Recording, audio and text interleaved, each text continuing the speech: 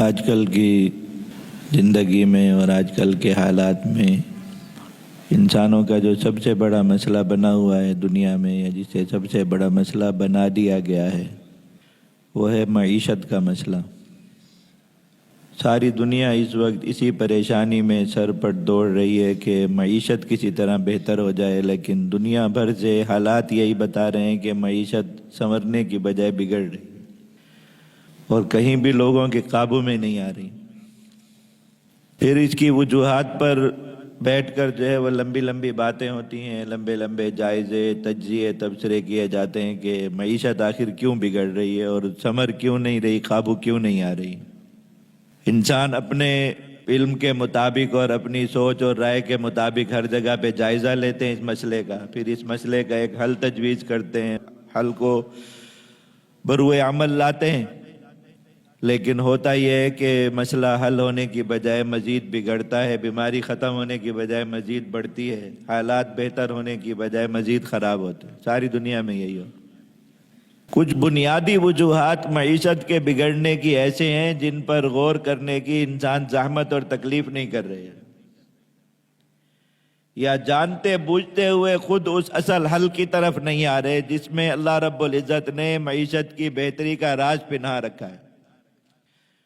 جو انسان بھی اس راز کو اپناتا جائے گا، تین چیزیں ہیں معیشت کی بہتری۔ انسانوں میں سے جو اس کے خلاف چلے گا اس کی معیشت بگڑے گی، سنورے گی کبھی نہیں۔ تھوڑا سا ایک وقت ہوتا ہے انسان کو، جب کوئی وہ برا عمل اختیار کرتا ہے تو جو ہے اللہ رب العزت ڈھیل دے دیتے ہیں، استدراج ہوتا ہے اللہ تعالیٰ کی طرف سے، ڈھیل ہوتی ہے کہ اچھے نتائج برے کاموں کے نکلنا شروع ہو جاتے ہیں انسانوں کے۔ وہ کہتے ہیں کہ یہ کام واقعی اچھا کرو، لیکن آگے جا کے اسی عمل کی وجہ سے ایسے گڑھے میں گرتے ہیں جس سے نکلنا ممکن نہیں رہتا۔ یہ معیشت جن چیزوں کی وجہ سے اور جن اسباب کی وجہ سے بگڑی ہے ساری دنیا کی اور قابو سے باہر ہوئی ہے، یہ اسباب جب ابتدائی طور پر اختیار کیے گئے تو لوگوں کو بڑا مزہ آیا، بڑی لذت آئی، اور جو ہے وہ خواہشات اس میں پوری ہوئیں، دنیا میں اس کی وجہ سے ٹیپ ٹاپ بنی، تو انہوں نے کہا کہ واقعی بس یہی کام کرتے رہو، ان سے نتیجہ اچھا نکلے گا۔ لیکن پہلے ہی بتا دیا گیا تھا کہ ان کا نتیجہ تباہی کی شکل میں برآمد ہوگا، وہ تباہی آ گئی انسانوں کے طرف، اب تڑپ رہے ہیں لوگ۔ دو چیزوں پر پہلے بیانات میں کئی مرتبہ بات عرض کر چکے۔ ایک تو جو بنیادی چیز ہے جس کے ہوتے ہوئے کبھی بھی انسانوں کی معیشت بہتر نہیں ہو سکتی اور بڑھ نہیں سکتی، ترقی ہو نہیں سکتی۔ بظاہر ایک ترقی اس طرح نظر آتی ہے جیسے آپ کسی آدمی کو دیکھیں سوجا ہوا ہے بیماری کی وجہ سے، تو لوگ ویسے اس کی ظاہری حالت دیکھ کے رش کرنے لگیں کہ ماشاءاللہ بڑا موٹا تازہ ہو گیا، حالانکہ وہ بیچارہ بیماری کی وجہ سے پھولا ہوا ہے۔ تھوڑے دنوں میں اس کی سوج اتر جائے گی، وہی کا وہی نکل آئے گا اندر سے۔ تو وہ جو ایک ترقی نظر آتی ہے، معیشت کی بڑھوتری نظر آتی ہے، جو بنیادی چیز ہے سود، جس کے ساتھ اللہ رب العزت نے بات ارشاد فرما دی، اور بارہا اس پر بات یہاں عرض ہوتی رہی کہ اللہ تعالیٰ نے فرمایا کہ تم سود کو اختیار کرو گے تو اللہ تمہاری معیشت کو گھٹائے گا، بڑھائے گا نہیں۔ یمحق اللہ الربا، اللہ رب العزت سود کو گھٹاتے ہیں، مٹاتے ہیں، کم کرتے ہیں۔ اگرچہ بظاہر یہ نظر آتا ہے سود کا معنی ہی بڑھا ہے، بڑھاوا، اضافہ، تو بظاہر یہ نظر آتا ہے کہ مال بڑھ رہا ہے، معیشت ترقی کر رہی ہے، لیکن اللہ تعالیٰ نے فرمایا کہ نہیں، یہ گھٹ رہی ہے۔ ہوتا کیا ہے کہ سود پر بنیاد، جو سود کی بنیاد پر استوار جو معیشت ہے، وہ پھر ان حالات سے دوچار ہوتی ہے جیسے اب ساری دنیا پھنسی ہوئی ہے جس چکر میں۔ تو اب اس معیشت کو بہتر کرنے کا جو بھی راستہ اختیار کرتے ہیں، پتہ چلتا ہے کہ اس کی وجہ سے پہلے سے زیادہ کباڑا ہو گیا، نقصان ہو گیا۔ تو اللہ رب العزت کی وہ وعید انسانوں پر ٹوٹ پڑی۔ لیکن جب لوگوں نے اپنی معیشت کی بنیاد سود پر رکھی، وقتی طور پر ہر طرف یہی نظر آیا، ہر طرف یہی نظر ہے۔ اور آج بھی جب کوئی انسان کسی ہرس کی وجہ سے، لالچ کی وجہ سے اچھے خاصے چلتے کام کو سود پر لے جاتا ہے، تو بظاہر کیا ہوتا ہے اس میں؟ وقتی طور پہ اس کو بھی یہی لگتا ہے کہ بہت پیسہ ہاتھ میں آ رہا ہے، اس کے ساتھ کام کرنے والوں کو بھی لگتا ہے کہ بہت پیسہ ہاتھ میں آ رہا ہے، اس کے آل و عیال کو بھی لگتا ہے کہ بہت پیسہ ہاتھ میں آ رہا ہے، سب کی زندگیاں بدل جاتی ہے ایک دم۔ یہ اللہ تعالیٰ کی طرف سے ڈھیل، اللہ تعالیٰ رسی چھوڑتے ہیں۔ ایسے آپ دیکھیں شکاری مچھلی کا شکار کرتا ہے نا،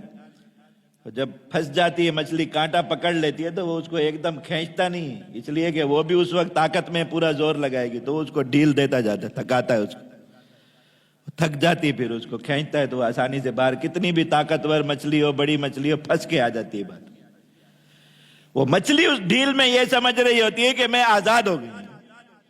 تو وہ لمبا دوڑتی، بھاگتی، اپنے آپ کو تھکاتی، اپنی طاقت کو صرف کر دیتی ہے، ختم کر دیتی، پھر اس کو شکاری کھینچ لیتا ہے۔ تو یہ جو ایک وقتی مہلت نظر آتی ہے، وقتی اضافہ نظر آتا ہے، یہی ڈھیل ہے، انسان اس ڈھیل میں بے قابو ہو جاتا ہے۔ اللہ کے نبی صلی اللہ علیہ وسلم نے مثال بیان فرمائی، میں کہ مال کی مثال ایسے ہے، بعض دفعہ انسان کے ارد گرد ایسے اگاتا ہے بعض اسباب سے کہ جیسے فرمایا، مثال کے طور پر فرمایا کہ برسات کا موسم آتا ہے تو یہ جو جانور صحراؤں میں چرتے ہیں بیچاروں، کہیں کہیں کوئی دور دراز کہیں گھاس کا کوئی تھوڑا سا ٹکڑا نظر آتا ہے، بھاگ کے وہاں جاتے ہیں، اس کو چرتے ہیں، کھاتے ہیں، اس میں بھی بس کوئی زیادہ لذت نہیں تھی، سوکھا گھاس ان کو ملتا۔ جب برسات ہو جائے زیادہ، ہر طرف گھاس ہی گھاس نکل آتی تو یہ جانور پاگل ہو جاتے ہیں، اور ان کو یہ سمجھ نہیں آ رہا ہوتا کہ یہ کھانا بند کب کرنا ہے، چھوڑنا کب ہے۔ میں کہ کتنے جانور اس چیز کی وجہ سے ہلاک ہو جاتے ہیں کہ بس وہ یہ کہتے ہیں کہ یہ اتنا رزق اللہ نے ارد گرد کھول دیا، اور اتنے زیادہ جو ہے وہ رزق ہمارے چاروں طرف پھیلا، تو اس کو کھاتے جاتے ہیں، کھاتے جاتے ہیں، کھاتے جاتے ہیں، اور کوئی روکنے والا، پکڑنے والا، سمجھانے والا، کھینچنے والا ہے نہیں، رسی ڈالنے والا، تو وہ جانور اس کو کھا کھا کے ہلاک ہو جاتا ہے، مر جاتا ہے، برباد۔ تو انسان کے گرد بعض دفعہ پیسہ اس طرح اگاتا ہے، اور معیشت بظاہر ایسے ترقی کرنے لگتے تو وہ اس میں پاگل ہو جاتا ہے، تو وہ ان اسباب کو اور زیادہ زور سے اختیار کرتا ہے جن کے بارے میں اس کو پتہ بھی ہے کہ یہ آخر میں مجھے ہلاکت پہ لے جائے گا۔ تو ایک تو یہ چیز ہے جس کے ہوتے ہوئے انسان کتنا بھی سر مار لے، کتنا بھی، یا آپ سوچیں کہ اللہ نے ہماری ذمہ داری جن لوگوں کے ہاتھوں میں دی ہے، ہمارا اختیار جن لوگوں کے ہاتھوں میں دیا ہے، اقتدار جن کے ہاتھوں میں دیا ہے، وہ اپنی کچھ پالیسیوں سے، اپنے کچھ جو ہے وہ منصوبوں سے ہماری معیشت بہتر کر لیں گے، ہمارے ملک کے حالات بہتر کر لیں گے، تو یاد رکھیے جب تک یہ سود کے جال سے باہر نہیں نکلیں گے، اللہ رب العزت کی طرف سے وعید ہے، اور اس وعید کا وقت آ پہنچا ہے۔ اب جتنا بھی کوئی زیادہ اس کے اندر جو ہے وہ خیر ڈھونڈنے کی کوشش کر رہا ہے یا اپنے لیے راحت ڈھونڈنے کی کوشش کر رہا ہے، اسی قدر مصیبت میں، اسی قدر پریشانی میں گرتا چلا جا رہا ہے، اس کے ہوتے ہوئے معیشت بہتر نہیں ہو سکتی۔